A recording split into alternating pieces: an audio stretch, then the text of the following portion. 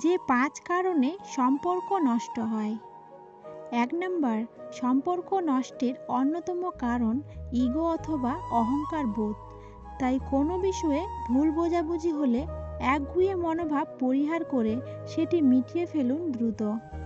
2 number, সঙ্গীর সব বিষয়ে নাক গলানোর অভ্যাস ত্যাগ করুন।